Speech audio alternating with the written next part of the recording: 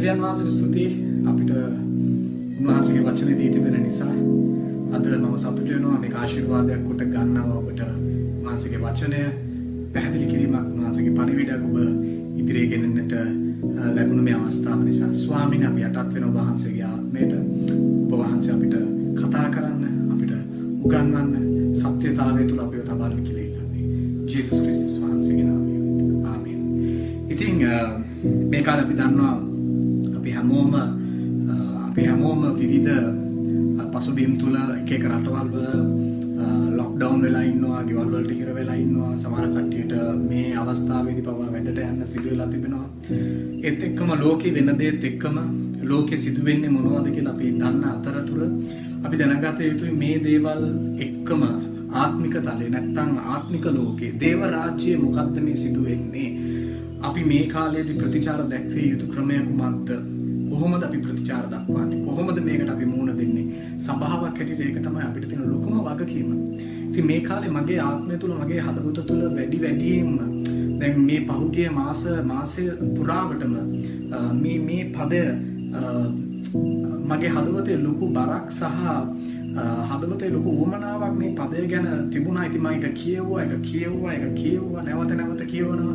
ඉතින් මම කැමති ඔබත් එක්ක මම මේ මෙනෙහි කිරීම තුළ මම දුටු දෙයක් සහ මම දකින දෙයක් සහ අපි කළ යුතු දෙයක් ගැන මේ වගේ දවසක ක්‍රිස්තුස් වහන්සේගේ මරණය සිහි කරන කාලයක ඔබත් එක්ක බෙදා ගන්නට මම කැමතියි. ඉතින් මතෙව් 24 වෙනි පරිච්ඡේදයේ 14 වෙනි පදය අපි දන්නවා මේ මතෙව් 24 වෙනි පරිච්ඡේදයේ පසුබිම ගෝලයෝ අහනවා ස්වාමිනේ අන්තිම දවස් වල ලකුණු අපිට කියන්න. මොකද්ද කොහොම වුණොත්ද අපි මේ දේවල් දැනගන්නට පුළුවන්? යේසුස් වහන්සේ එක ලකුණු දෙනවා. උන්වහන්සේ ලකුණු 7ක් කියනවා. ඒ අතරතුර උන්වහන්සේ එක තැනකදී මෙහෙම කියනවා රාජ්‍යයේ මේ සුභාරංචිය මේක ඇවිල්ලා ඒ ලකුණු 7න් එකක් අන්තිමය එනවා කියලා දැනගන්න පුළුවන් ක්‍රිස්තුස් වහන්සේගේ පැමිණීම නැත්තම් අන්තිම කාලය පැමිණෙනවා කියන එකේ ලකුණක් තමයි රාජ්‍යයේ මේ සුභාරංචිය සියලු ජාතීන්ට සාක්ෂියක් පිණිස ලොව මුළුල්ලේ ප්‍රකාශ කරනු ලබන්නේ එවිට අන්තිමය පැමිණෙන්නේය. ආමෙන්. මේකේ ජේසුස් වහන්සේ කියනවා සුභාරංචියක් ගැන. ජේසුස් වහන්සේ කියන්නේ නිකම් සුභාරංචියක් නෙමෙයි. උන්වහන්සේ කියනවා රාජ්‍යයේ සුභාරංචිය. උන්වහන්සේ පැහැදිලිවම පාවිච්චි කරන සුභාරංචිය කියන වචනයට කලින් රාජ්‍යයේ සුභාරංචිය.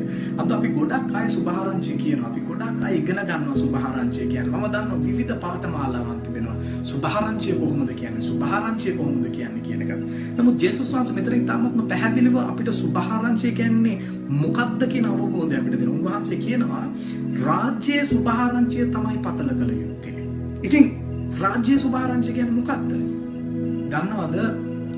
දේව රාජ්‍යයේ සුභාරංචිය තමයි සභාව වන අපි දේශනා කළ යුත්තේ. වෙන සුභාරංචියක් නැහැ.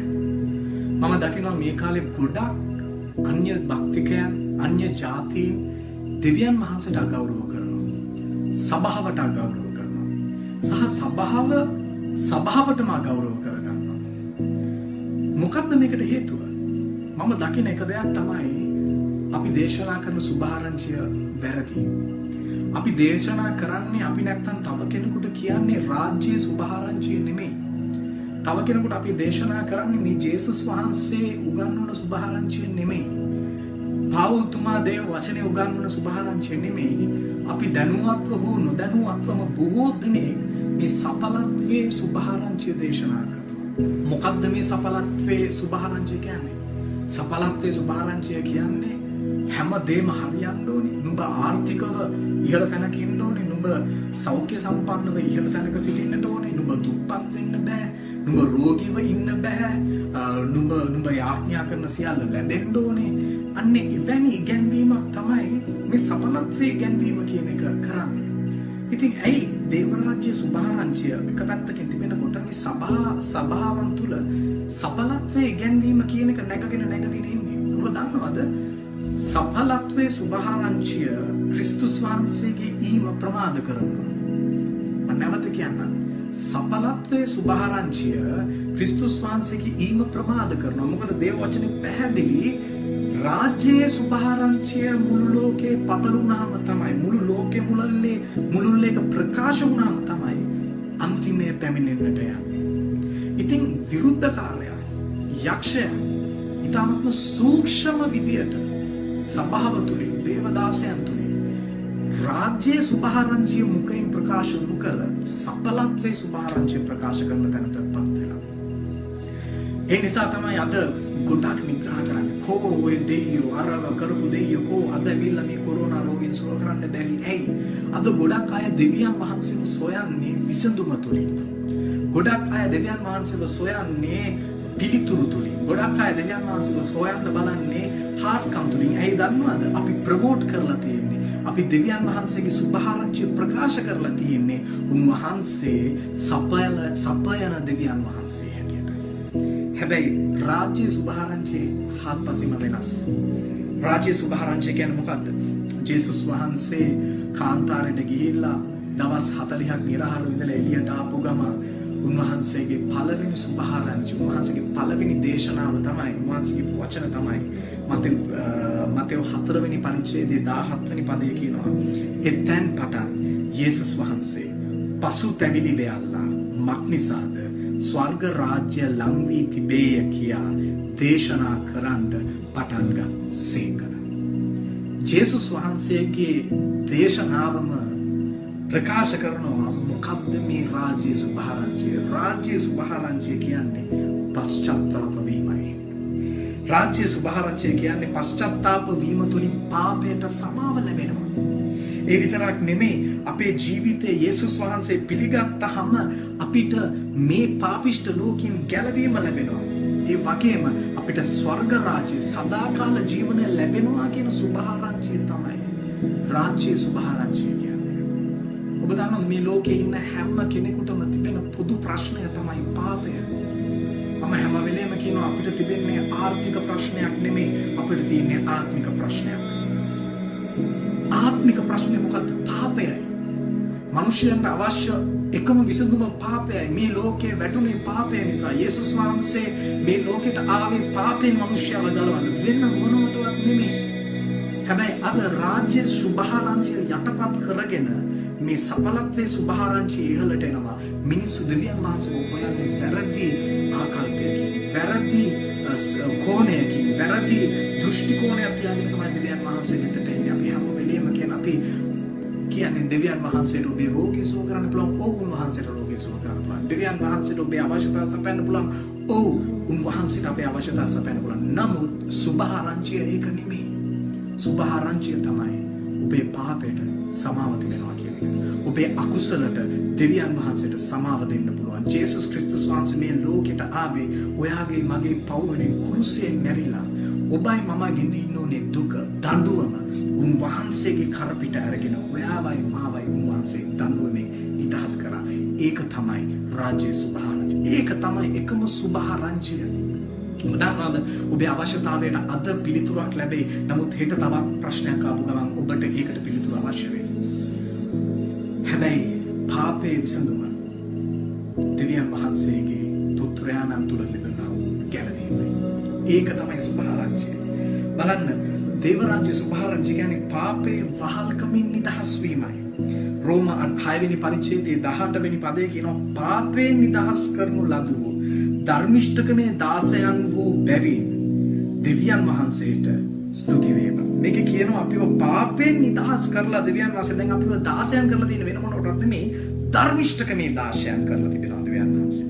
ඒ නිසා දෙවියන් වහන්සේට ස්තුති වේවා. වගේම තමයි රෝම 6 මේ පරිච්ඡේදයේම 22 වෙනි පදයේ කියනවා නමුත් දැන් නුඹලා පාපයෙන් නිදහස් කරන ලද දෙවියන් වහන්සේගේ දාසයෝ වී ශුද්ධකම සඳහා පල දරන්නා වූය. එහි කෙලවරද සදාකාල ජීවනයයි. මේක කියනවා මේ රාජ්‍ය සුභාරංචිය පිළිගත්ත කෙනෙක්, ක්‍රිස්තුස් වහන්සේ තුල මගේ පාපයට සමාව තිබෙනවා කියලා උන්වහන්සේව පිළිගත්ත කෙනා පාපෙන් නිදහස් වෙලා දෙවියන් වහන්සේගේ දාසය වෙනවා ශුද්ධකමේ පල දරන්න පිණිස. ආමෙන්. ඊට පස්සේ කියනවා එහි කෙලවරද සදාකාල ජීවනයයි. මක්නිසාද පාපයේ කුලිය නම් මරණයයි. නමුත් දෙවියන් වහන්සේගේ දීමනාව නම් අපගේ ස්වාමි වූ යේසුස් ක්‍රිස්තුස් වහන්සේ තුල සදාකාල ජීවනයයි. රාජ්‍ය සුභාරංචිය කියන්නේ මේකයි. සදාකාලයේ ජීවනය පිළිබඳව පණිවිඩයයි. ඔබේ පාපයට සමාව තිබෙනවා කියන පණිවිඩයයි. මේක තමයි මිනිස්යන්ට තිබෙන එකම හොඳම සුබ ආරංචිය. වෙන මොකුත් නෙමෙයි. වෙන මොකුත් නෙමෙයි. ඒ නිසා බලන්න ඊට පස්සේ රාජ්‍ය සුබ ආරංචිය ලැබපු කෙනෙක්ට ස්වර්ගීය උරුමයක් ලැබෙනවා. ගලාති 4 වෙනි පරිච්ඡේදයේ 4 වෙනි පදයේ කියනවා නමුත් කාලය සම්පූර්ණ වූ කල දෙවියන් වහන්සේ ස්ත්‍රියකුගෙන් උපන්නා වූද ව්‍යවස්ථාව යටතේ උපන්නා වූද තමන් පුත්‍රයාණන් වහන්සේ එව්සේකද මේක කියනවා දෙවියන් වහන්සේ පුත්‍රයාණන්ව එව්වා. ඊට පස්සේ 5 වෙනි පදයේ කියනවා එසේ කලේ අප විසින් පුත්‍රකම ලබන පිණිස උන් වහන්සේ විසින් ව්‍යවස්ථාව යටතේහි වූවන් මුදා ගැනීමට. ඇයි යේසුස් වහන්සේව දෙවියන් වහන්සේ එව්වේ අපිට පුත්‍රකම ලබා දෙන පිණිසයි. ඊට පස්සේ 6 වෙනි පදයේ කියනවා තවද නුඹලා පුත්‍රයන්ව සිටින බැවින් අබ්බා පියාණනි කියා හඬ ගසන්නා වූ තමන්ගේ පුත්‍රකමේ පුත්‍රයාණන්ගේ ආත්මය දෙවියන් වහන්සේ අපේ සිත්වලට එවුසේක. මේක කියනවා ඒ රාජ්‍ය සුභාරංචිය පිළිගත් කෙනාගේ සිත තුළට පුත්‍රයාණන්ගේ ආත්මය එවන්නට යනවා. ඒ ආත්මය ආවම ඔහුට ස්වර්ගයේ ඉන්න දෙවියන් වහන්සේට අබ්බා එහෙමත් නැත්නම් තාත්තේ එහෙම නැත්නම් පියාණනි කියලා ආමන්ත්‍රණය කරන්න පුළුවන් උරුමය ලැබෙනවා. මොකද 7 වෙනි පදයේ කියනවා මෙසේ නුඹ තවත් 16ක් නොව පුත්‍රයෙක්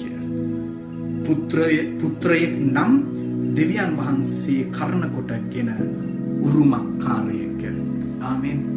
මේ පරිවේදය මේ රාජ්‍ය සුභාරංචිය කියන්නේ ඔබේ සැබෑ උරුමය ගැනයි. හැබැයි සඵලත්වයේ සුභාරංචිය කතා කරන්නේ අරුමය ගැනයි. හැබැයි රාජ්‍ය සුභාරංචිය කතා කරන්නේ උරුමය ගැනයි. හැබැයි දුකට පත්වන දෙයක් තමයි අපි හැමෝම අරුමය හොයනවා. අරුම පුදුම දේවල් හොයනවා. හැබැයි අරුම පුදුම දේවල් පස්සේ ගිහිල්ලා උරුමය නැති කරගත්ත කෙනෙක් වෙන්න එපා. ඒ නිසා අද ඉඳන්ම ඔබ ධෛර්යමත් කරනවා ඔබ අරුමයේ සුභාරංචිය නෙමෙයි උරුමයේ සුභාරංචිය දේශනා කරන්න බවට පත් වෙන්න. ඒ තමයි සදාකාල ජීවනය. යේසුස් වහන්සේ මෙහෙම කිව්වා. යොහන් 18 වෙනි පරිච්ඡේදයේ 36 වෙනි පදයේ යේසුස් වහන්සේ කියනවා යේසුස් වහන්සේ උත්තර දෙමින් මාගේ රාජ්‍ය මේ ලෝකය සම්බන්ධව නොවේ. මාගේ රාජ්‍ය මේ ලෝකය සම්බන්ධ වී නම් යුදෙවරුන්ට මා බාර දෙනු නොලබන පිණිස මාගේ සේවකයන් සටන් කරනවා ඇත. නමුත් දැන් මාගේ රාජ්‍ය මෙලොවින් නොවේ යයි කීසේක. යේසුස් වහන්සේ කියනවා මම මේ කතා කරන රාජ්‍ය මේ පොළොව නෙමෙයි. මේ පොළොවේ කාරණා නෙමෙයි. මේ පොළොවේ උරුමයක් නෙමෙයි. මම මේ කතා කරන රාජ්‍ය මේ පොළොවේ දෙයක් නෙමෙයි. උන්වහන්සේ කියනවා ඒක සදාකාලික දෙයක්. ඒක ස්වර්ග රාජ්‍ය පිළිබඳව දෙයක්. ආමෙන්. යේසුස් වහන්සේ කියනවා මම මේ කතා කරන රාජ්‍ය මේ පොළොවේ දෙයක් නම් අද මාව ගලවා ගන්න මගේ ගෝලියෝ ටික යුද්ධ කරයි. උන්වහන්සේ කියනවා නෑ එයාලා කඩු කිනිසි අරගෙන යුද්ධ කරන්නේ නෑ. මේ රාජ්‍ය දිනා ගන්න ඕනේ. යේසුස් වහන්සේ මේ රාජ්‍ය උරුම කර දෙන්න ඕනේ කියලා ගෝලියෝ යුද්ධ කරන්නේ නැත්නම් ඇයි දන්නවද? යේසුස් වහන්සේ කියනවා මේ මම කතා කරන රාජ්‍ය මේ පොළොවේ කාරණා නෙමෙයි. මුදල් ගැන නෙමෙයි. සඵලත්වය ගැන නෙමෙයි. මම කතා කරන රාජ්‍ය සදාකාල ජීවනය ගැනයි. ආමෙන්. ඉතින් සඵලත්වය අපිට හැම වෙලේම පේන දෙයක් තමයි සඵලත්වයේ සුභාරංචිය හැම වෙලේම කතා කරන්නේ తాවකාලික දේවල් ගැන.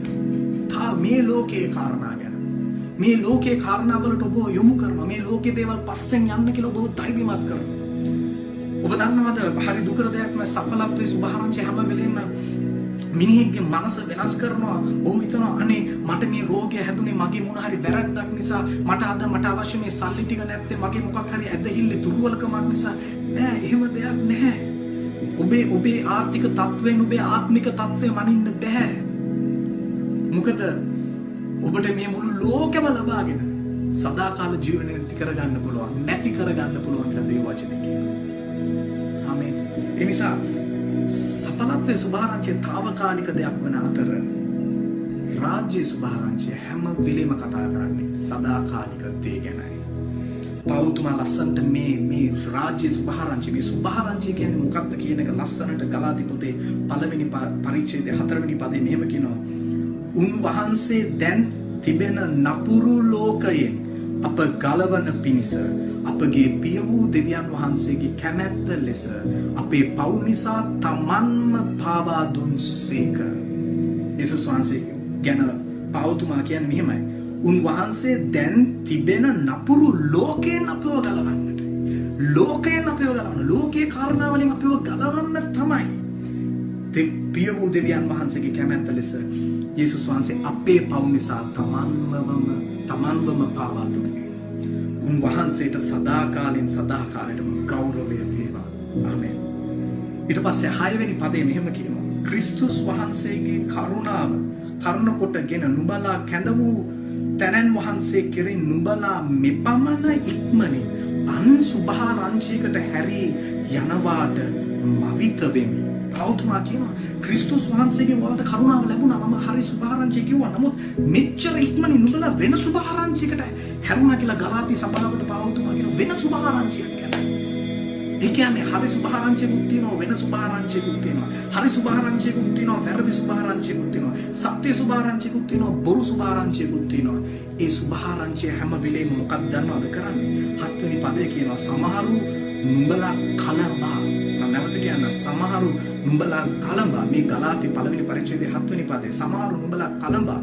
ක්‍රිස්තුස් වහන්සේගේ සුභාරංචිය පෙරලන්නට කැමති වනවා මිස ඒක වෙන සුභාරංචියක් නෙවෙයි. මේක පැහැදිලිව කියනවා. ඒ කියන්නේ එක සුභාරංචියකට විතරයි ඔබට සදාකාල ජීවනය දෙන්න පුළුවන්. මේක ඇවිල්ලා මේ යක්ෂයා මුලා කරන ආත්මය විරුද්ධකාරය හැම වෙලෙම කියන්නේ මේක තව සුභාරංචියක් හැටියට අපිට පෙන්වන්න පුළුවන්. මේක තවත් ගැලවීමේ ක්‍රමයක්. මේ තුලින් මිනිසුන් ගැලවීමට ගේන්න පුළුවන් කියලා දෙයක් අපිට පෙන්වන්න පුළුවන්. හැබැයි පාවතුමා මේක කියනවා මේකේ පරමාර්ථය මේ වෙන සුභාරංචියක් එන්න වෙන සුභාරංචියක් දේශනා කරන්න හේතුව තමයි අපිව කලඹන්නට. කියනවා සමහරු නුඹලා කලඹා ක්‍රිස්තුස් වහන්සේගේ සුභාරංචිය කියන්නේ රාජ්‍යයේ සුභාරංචිය පෙරලන්නට කැමති වනවා මිස ඔවුන් මේක ගේන්න හේතුව අපිව කලඹලා රාජ්‍යයේ සුභාරංචිය පෙරලන්නටයි.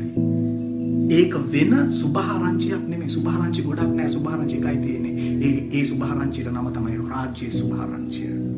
ඊට පස්සේ 8 වෙනි පදේ ඊටමත් ලස්සන දෙයක් කියනවා. නමුත් අප විසින් නුඹලාට ප්‍රකාශ කළ සුභාරංචිය හැර වෙන සුභාරංචියක් අපවත් ස්වර්ගයෙන් දේවදූතයෙක්වත් නුඹලාට ප්‍රකාශ කරතොත් ඔහු ශාපලද්දෙක් වේවා. පෞතුමා කියනවා අපි මෙච්චර කල් දේශනා කරපු සුභාරංචියට ඇර ස්වර්ග රාජ්‍ය සුභාරංචියට ඇර වෙන සුභාරංචියක් කවුරු දේශනා කරා? ඔහු කියනවා අපිවත් දේශනා කරා. ඔහු කියනවා මම අපොස්තලවරයෙක්. නමුත් මම අපොස්තලවරයෙක් දේශනා කරා. කවුරු දේශනා කරත් මොන මිනිස්සෙක් දේශනා කර කොච්චර බලවත් සේවයක් කරපු ලොකු කෙනෙක් වෙන්න පුළුවන්. කවුරු දේශනා කරත් රාජ්‍ය සුභාරංචියට එපිටින් යන සුභාරංචියක් බයිබලයේ කියන සුභාරංචිය නොවන සුභාරංචිය කවුරු දේශනා කරත් පෞතුමා කියන එක පිළිගන්නට එපා. ඊට පස්සේ කියනවා මොන දේවදූතයෙක් ආවත් මොන ඒන්ජල් කෙනෙක් ආවත් මොන කවුරු කොහොම ඇවිල්ලා මොනවා ප්‍රකාශ කළා මේ ස්වර්ග රාජ්‍ය සුභාරංචිය ඇර වෙන දෙයක් කියනවා නම් ඔහුට ශාප වේවා කියලා කියනවා. ඉතින් සභාව අපි පරිස්සම් විය යුතුයි. අපි රාජ්‍ය සුභාරංචිය ප්‍රකාශ කරන අයද නැත්නම් සඵලත්වයේ සුභාරංචිය ප්‍රකාශ කරමින් සඵලත්වයේ පස්සේ යන සෙනගත්ත. මම නැවත කියන සඵලත්වයේ සුභාරංචිය හැම වෙලෙම తాවකාලික ලෝකයේ දේවල් ගැන පමණක් කතා කරනවා. හැබැයි රාජ්‍ය සුභාරංචිය සදාකාලික දේ ගැන කතා කරනවා. අන්තිම උදාහරණයක් දීලා මේක අවසන් කරන්නට කැමතියි. ක්‍රිස්තුස් වහන්සේගේ මරණය සිහිපත් කරන දවසේ අපි දන්නවා යේසුස් වහන්සේ මැද උන්වහන්සේ කුරුසය නැගසුණු ලැබුවා. ඒ වගේම උන්වහන්සේගේ දෙපැත්තේ තව දෙදෙනෙක් සිටියා. අපි කියනවා හුරු දෙදෙනෙක් දෙවියන් වහන්සේගේ යේසුස් වහන්සේගේ දෙපැත්තේ යේසුස් වහන්සේ මැද කුරුසය නැගසුණු ලැබුවා. දෙපැත්තේ තව හුරු දෙන්නෙක් හිටියා කියලා අපි කියනවා. බලන්න ලූක් 23 වෙනි පරිච්ඡේදයේ 39 වෙනි පදේ මෙහෙම කියනවා. එල්ලා සිටි වරදකාරයන්ගෙන් එක්කෙනෙක් උන්වහන්සේට අපහාස කරමින් නුඹ ක්‍රිස්තුස් නොවේද? නුඹත් අප ගලවා ගන්නේ කීසේක කීවේය. දැන් මොහු කියන්නේ මොකද්ද? ඔයා ක්‍රිස්තුස් වහන්සේ නේද? ඔයාවත් අපිවත් ඔයාවත් ගලවලා අපිවත් ගලව ගන්න කියලා කියනවා. මම නැවත එක කියන්නම්. නුඹ ක්‍රිස්තුස් නොවේද? නුඹත් අපත් ගලවා ගන්න කීස එක. මේ එක පැත්තක හිටපු වරදකා වැරදි කරපු කෙනා නැත්නම් කුරුසේ යන ගහලා හිටපු කෙනා කියනවා ඔයා ක්‍රිස්තුස් වහන්සේ නම් ඔයත් ගැලවිලා අපිවත් ගලවන්න.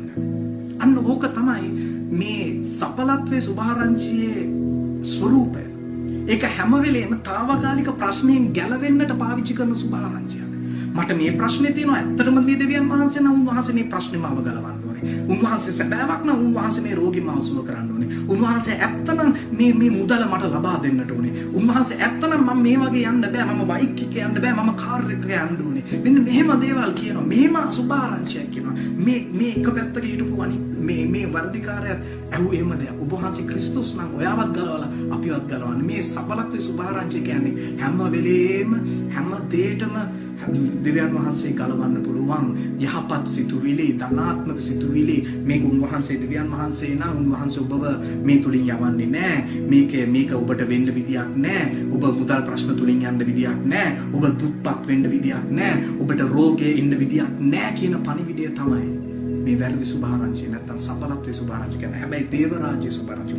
දැන් මේ අනිත් හොරා කියනවා නැත්තම් අනිත් වැරදිකාරයා කියනවා 42 වෙනි පදේ කියනවා තවද ඔහු යේසුස් වහන්සේ ඔබගේ රාජ්‍යයෙන් යුක්තව ඔබ එන කල මා සිහි කළ මැනවයි කීසේක. උන්වහන්සේද නුඹට සැබෑවක් කියන්නේ අදම නුඹ මා සමග පාරාදීසෙහි සිටින්නේ යයි කීසේක.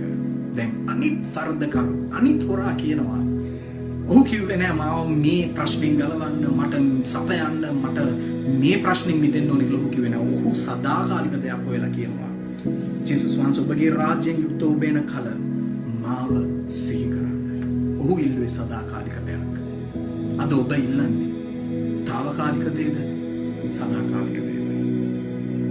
ජේසුස් වහන්සේ කිව්වා ඔබ ඇත්තටම අද මාත් එක්ක ස්වර්ග රාජ්‍යයේ ඉන්නට යනවා. ආමෙන්. ඉතින් අපි සභාවක් හැටියට මම ඔබව ධෛර්යමත් කරනවා. මම දන්නේ නැහැ කී දෙනෙක් මේක හරියට තේරුම් ගන්නද, කී දෙනෙක් මේක වැරදිලා තේරුම් ගන්නද, කී දෙනෙක් මේක විවේචනය කරයිද මම දන්නේ නැහැ. නමුත් ඔබටත් මටත් වගකීමක් තිබෙනවා. දේව රාජ්‍යයේ සුභාරංචිය. පාපයට සමාව තිබෙනවා. පසුතැවිලි වෙන්න කියන පණිවිඩය දේශනා කරන්න පටන් ගන්නවා. ඔබ දන්නවද උත්පත්ති පොතේ ඉඳන් එළිදරව්ව පොත වෙනකම් අපි දන්නවා ප්‍රේමයේ පණිවිඩයක් තියෙනවා. නමුත් ඒත් එක්කම විසඳුමේ පණිවිඩය තියෙනවා. ඒ විසඳුම තමයි පසුතැවිලි වෙන්න. එහෙම නැත්නම් පශ්චාත්තාප වෙන්න. මොකද දෙවියන් වහන්සේගේ රාජ්‍යය ළඟයි. ආමේන්. ඉතින් මම ඔබව ධෛර්යමත් කරනවා. ඔබ කල්පනා කරන්න ඔබ කෙනෙකුට දෙවියන් වහන්සේ ගැන කියනකොට යේසුස් වහන්සේ ගැන කියනකොට හරි සුභාරංචිය ප්‍රකාශ කරන්න පටන් ගන්න. රාජ්‍යයේ සුභාරංචිය ප්‍රකාශ කරන්න පටන් ගන්න. මොකද අන්තිමය ළඟයි. සියලු මිනිස්සෙක්ම පසුතැවිලි වෙන්නට ඕනේ. හැමෝම පිළිගත යුතු නෑ. හැමෝම මේ සුභාරංචිය මේක කියලා නෑ. රාජ්‍යයේ සුභාරංචිය සියල්ලන් පිළිගත් කල කියලා නෑ. නෑ මේක කියලා තියෙන්නේ රාජ්‍යයේ සුභාරංචිය හැම තැනම මුළු ලෝකෙම පතල වූ කල පතල කරන්න ප්‍රකාශ කරන එක තමයි අපේ වගකීම. අද වගේ දවසක යේසුස් වහන්සේගේ මරණය සිහිපත් කරන දවසේ උන්වහන්සේගේ මරණයේ ඇත්ත පණිවිඩය, උන්වහන්සේගේ මරණය පිටිපස්සේ උන්වහන්සේගේ මලවුන්ගේ නැගිටීම පිටිපස්සේ තියෙන සැබෑ සුභ ආරංචිය, රාජ්‍යයේ සුභ ආරංචිය සභාවක් හැටියට ප්‍රකාශ කරමු. උන්වහන්සේගේ සදාකාලයේ පසුපස හඹා යනවා ඇදහිලිවන්තයන් ගෝලයන් අපි යාඥා කරමු. පියාණනි ඔබගේ වචනය නිසා ස්තුතියි.